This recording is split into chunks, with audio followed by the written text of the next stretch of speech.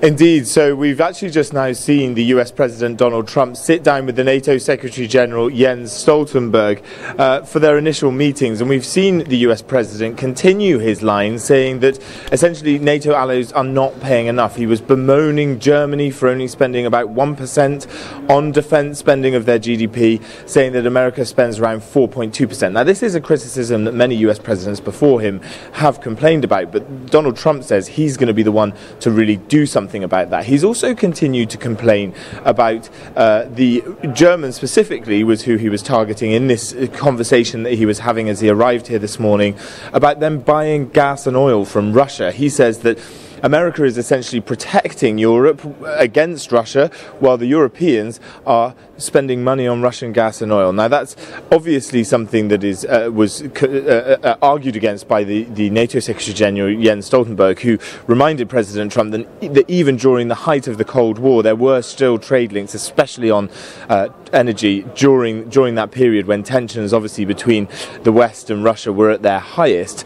Now what's interesting about this summit is really this is just a sort of annual summit where everybody gets together and knocks heads. There's not really anything we're expecting to come out of it, except perhaps the invitation for the former Yugoslav Republic of Macedonia, which is changing its name to the Republic of Northern Macedonia after a decades-long dispute with Greece, that they might eventually be invited into NATO to become a member, which would make NATO a 30-member alliance, and that would also be obviously something that isn't the Russians aren't too keen on. They are obviously not happy about NATO's expansion into the Western Balkans specifically.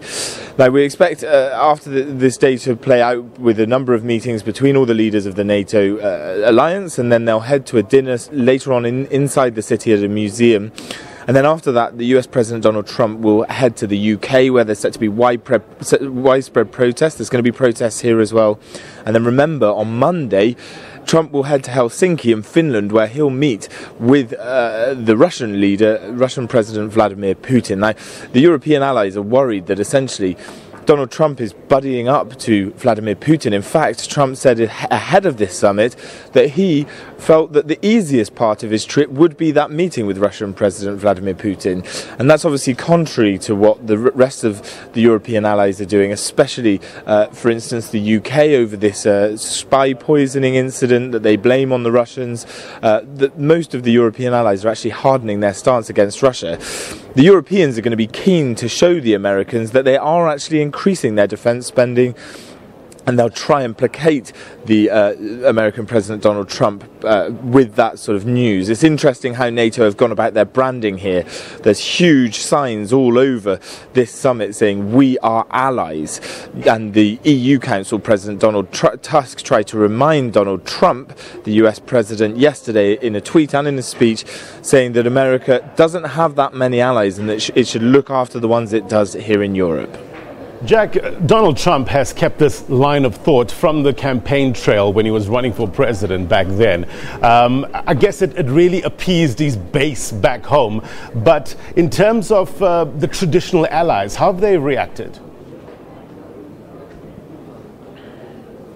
Okay, I think we're having a problem in terms of audio to Jack Parrock. That was Jack Parrock live for us in Brussels. Thank you very much indeed.